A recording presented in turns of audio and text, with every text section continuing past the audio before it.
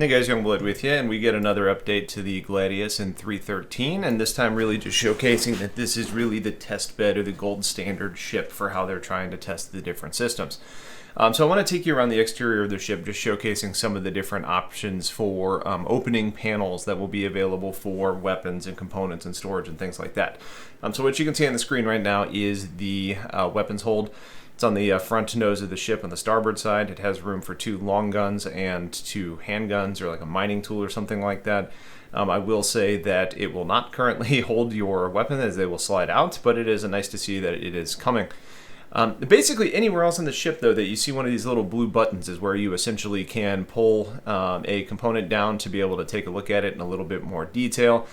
Here on the belly of the ship, you see that there is access there to your radar access and your avionics. As we move around a little bit more, you also will find that there is a storage box option, which in a single-seater ship, that's quite clutch. And if you look at the sizing, this seems to be about the same size that you would use for something like potentially like a mission or delivery box.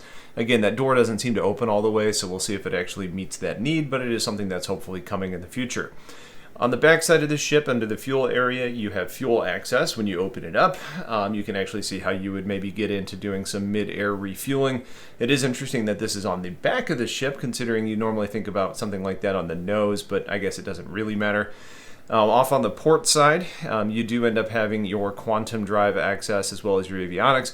Your diagnostics. Diagnostics is kind of fun because it almost looks like you have an R2 port in here. So you could have like a star droid actually, read out what's going on with your ship. Again, you probably will have like a diagnostics tool at some point, which is where you would start on this ship as you're diagnosing where you need to do work elsewhere. Here you can see the quantum drive that is available. And then up right next to the pilot ladder, there is another small one. It's easy to kind of miss if you overlook it. It's not really labeled as anything, so I don't really know what this is. It's got some like copper wire coming to it, so I wonder if it's like some sort of cooling option. But then up top on top of the ship, you have your shields, which are available in this little square panel. So you can see that there's going to be 2 of the shield generators that are available.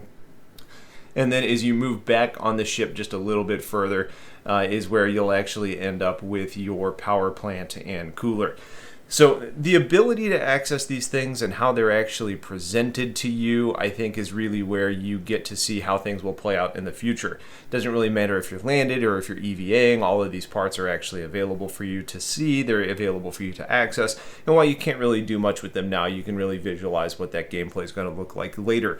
Opening up and either having a Vulcan, for example, I use a drone to replace one of these, or maybe you just bought a new component and you're going to swap it out in your hangar.